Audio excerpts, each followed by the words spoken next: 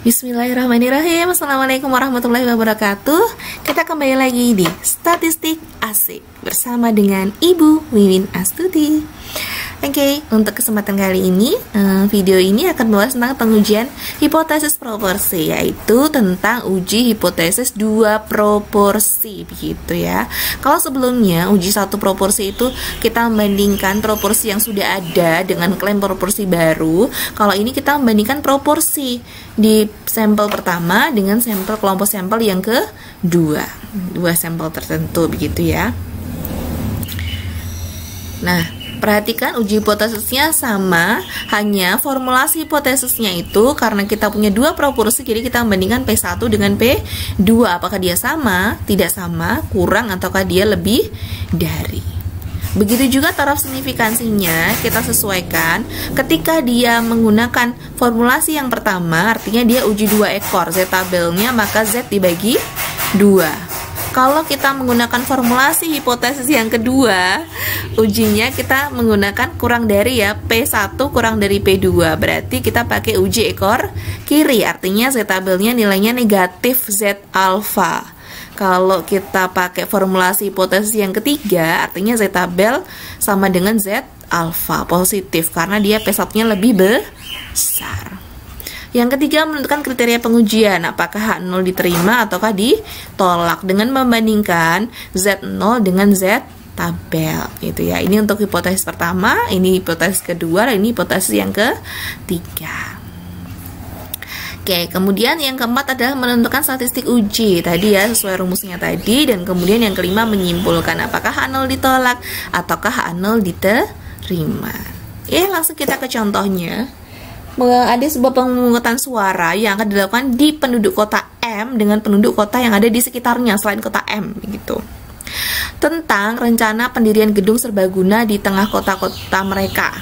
Nah, untuk mengetahui apakah ada perbedaan pendapat antara proporsi penduduk kota M dan sekitarnya yang setuju, maka diambil sampel secara acak. Pertama, diambil sampel ini ya, 200 penduduk kota M. Nah, ini berarti dia masuk ke sampel yang pertama atau N1, 200. 500 penduduk kota sekitarnya, berarti selain kota M, dia masuk ke N2.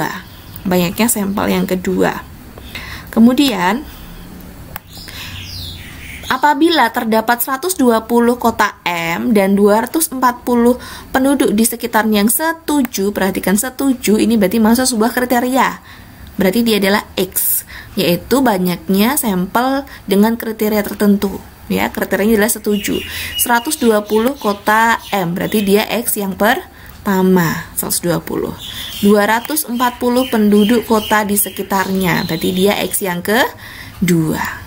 Kemudian, apakah Anda setuju jika proporsi penduduk kota M yang setuju lebih tinggi? Nah, dengan alfa 1%, alfanya 1% atau 0,01.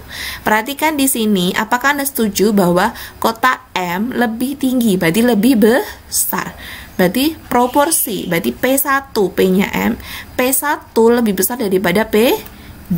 Kita menggunakan hipotesis bahwa P1 lebih besar daripada P2, sehingga kita pakai kriteria yang ketiga.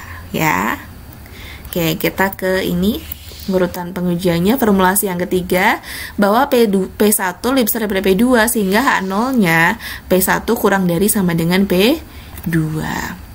Taraf signifikansinya adalah 1% sehingga Z tabelnya 2,33. Bagaimana cara mencari Z tabel? Kalian lihat video tentang pencarian Z tabel di YouTube ini ya.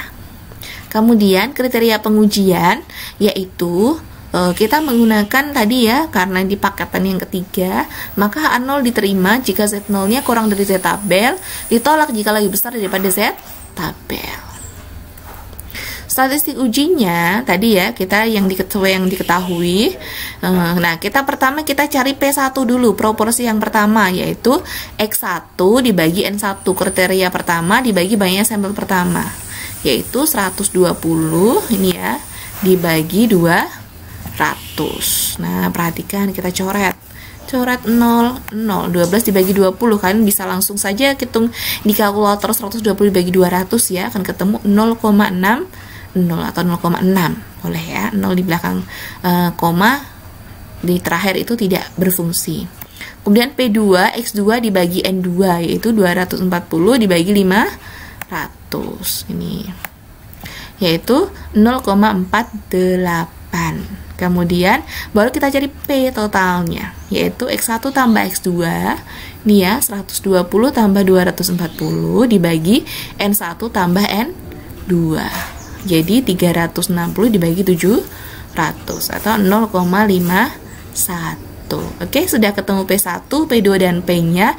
Kita tinggal substitusikan ke dalam rumus uji Z-nya untuk dua proporsi. P1 tadi kita ketahui bahwa 0,60, P2-nya 0,48 dibagi P-nya adalah P totalnya tadi 0,51 dikali 1 min P, 1 dikurangi 0,51 dikalikan dengan dikurung 1 per N1-nya 200 ditambah 1 per N2-nya 500. Kalian bisa menghitungnya di kalkulator dengan menggunakan kurung seperti ini. Jadi kurung buka 0,60 dikurangi 0,48 kurung tutup dibagi gitu ya, nulisin dibagi akar, terus kemudian ada kurungnya lagi kan, akar di sini.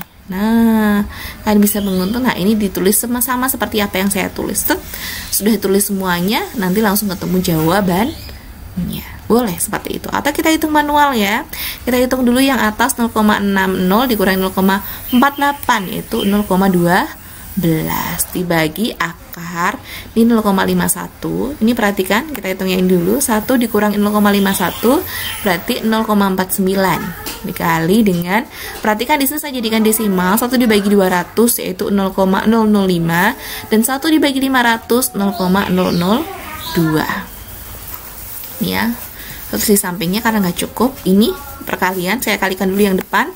0,51 dikali 0,49 yaitu 0,2499 dikalikan dengan ini jumlahnya 0,007. Nah, kita kalikan dulu yang bawah. 0,2499 dikali 0,007 0,018. 0,12 dibagi, perhatikan ini di akar dulu ya, hati-hati ada akarnya, yaitu 0,132 sehingga hasilnya adalah 2,869. Nah, Z0-nya adalah 2,869 sedangkan Z tabel 2,33. Maka ini anunya adalah lebih besar. Kalau lebih besar tadi berarti artinya H0-nya ditolak. Berarti klaimnya yang benar adalah H1.